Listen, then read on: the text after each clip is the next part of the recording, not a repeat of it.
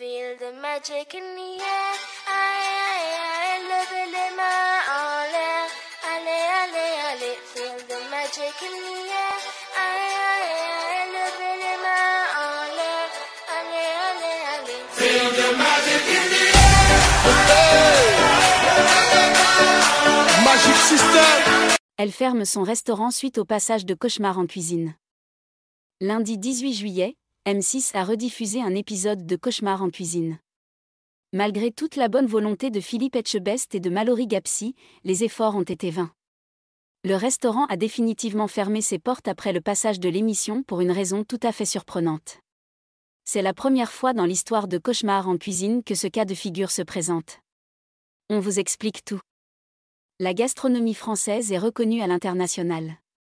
Preuve en est, 3 restaurants français se classent parmi les 50 meilleurs du monde. Mais tout n'est pas toujours aussi parfait. Pour beaucoup d'autres, le rêve d'ouvrir son estaminet peut vite virer au cauchemar. Et lorsque la production de Cauchemar en cuisine arrive dans vos locaux, c'est pour le meilleur, et pour le pire. Cauchemar en cuisine, une émission phare de M6. Cette émission phare de M6 vient en aide aux restaurateurs en difficulté, qui sont à 2 doigts de mettre la clé sous la porte faute de clients. Le chef Philippe Etchebest intervient pour comprendre ce qui cloche dans le restaurant. Hygiène, management, qualité des plats, gestion des stocks, service et ambiance générale. Le chef et meilleur ouvrier de France ne laisse rien au hasard et observe tout d'un œil critique. Dans cette nouvelle saison de Cauchemar en cuisine, Philippe Etchebest est accompagné de Mallory Gapsi, et ça plaît. L'émission fait une bonne audience chaque mardi soir depuis 11 saisons. Les téléspectateurs apprécient le fait que les restaurateurs se relèvent d'une épreuve. Quant aux gérants, ils voient en Philippe Etchebest une aide bienvenue et des retours critiques nécessaires. Et pour dire, la production reçoit en moyenne 700 demandes de restaurateurs par an, d'après le site L'Internaute. Paris, Toulon ou Bordeaux, les demandes viennent des 4 coins de France. En 2022, on dénombre déjà 68 épisodes de l'émission. Ouvrir un restaurant, un pari risqué.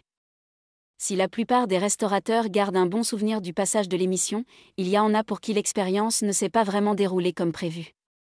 Alors qu'elle espérait sortir la tête de l'eau en faisant appel à Philippe Etchebest, Béatrice a finalement dû fermer son restaurant après le tournage de l'émission Cauchemar en cuisine rediffusée ce lundi 18 juillet. Que s'est-il passé pour en arriver là ? Un restaurant isérois ferme définitivement ses portes.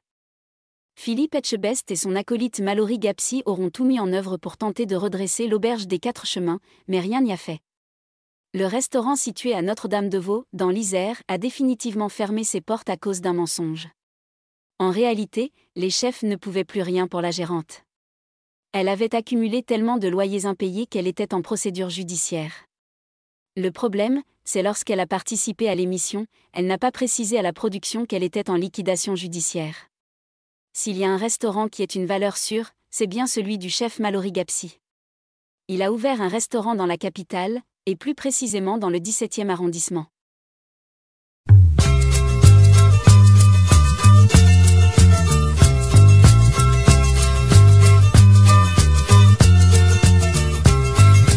Il faut que je vous chante pour oublier une étoile filante qui m'a quitté.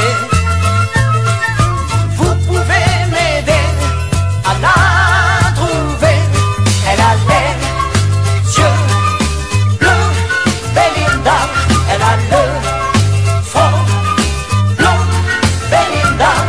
Ça fait 10 fois qu'elle s'en va et qu'elle revient. C'est elle qui fait mon cœur et qui défait mon cœur de ses mains. Si vous la voyez, vous la reconnaîtrez, elle a les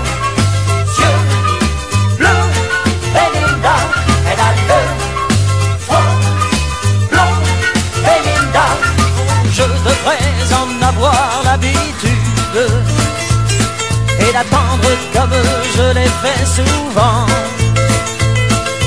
Mais j'entends crier ma solitude. Je l'appelle et ma voix tombe dans le vent.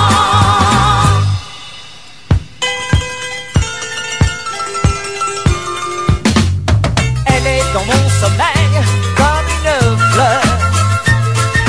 Un soleil sans soleil et sans chaleur. Vous pouvez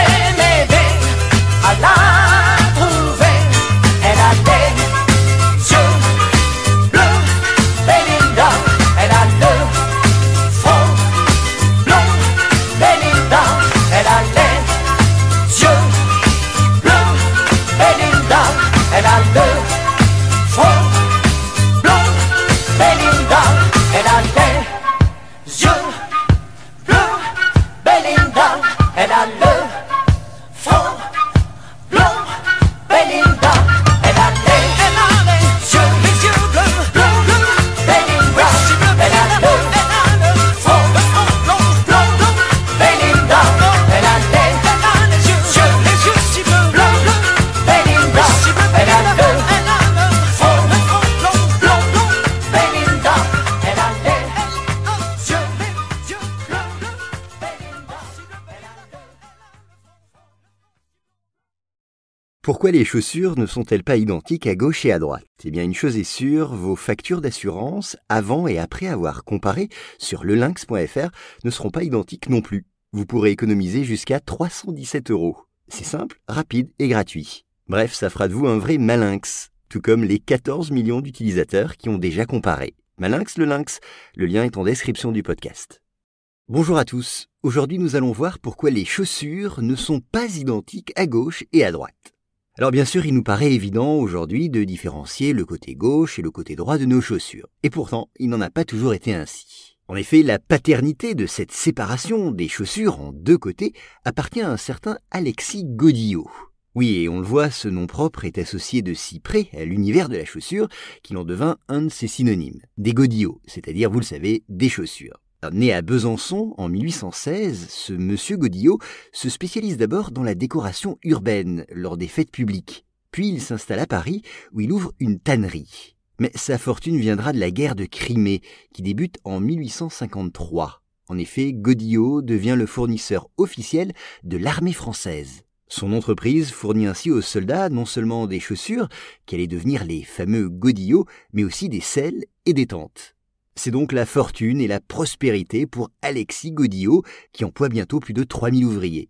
Véritable notable, il devient même maire de Saint-Ouen, où sont situées ses usines. Mais si je vous en parle, c'est que les soldats qui l'équipaient doivent à Alexis Godillot une innovation majeure qui accrut grandement leur confort et facilita leur marche. En effet, vous l'avez certainement anticipé, c'est à lui qu'on doit la différenciation des chaussures en un côté droit et un côté gauche. Car aussi surprenant que cela puisse paraître, ces différences n'existaient pas avant l'invention de M. Godillot. Il fallait donc patienter et souvent souffrir avant que chaque chaussure épouse plus ou moins la forme du pied qu'elle entourait. Et avant d'en arriver là, les infortunés marcheurs devaient supporter les ampoules qui se formaient dans ces incommodes chaussures. Mais Godillot ne s'arrêta pas en si bon chemin. Pour procurer encore plus de confort aux marcheurs, il imprime aux semelles intérieures des chaussures une courbure qui correspond à celle de la voûte plantaire. Et puis il utilise également un procédé spécifique pour rendre ces chaussures plus imperméables. Alors même si elles étaient donc mieux conçues, ces massives chaussures militaires furent affublées du sobriquet, un tantinet péjoratif il faut le dire, de godasses, utilisé ensuite pour désigner, dans le langage familier, toutes sortes de chaussures.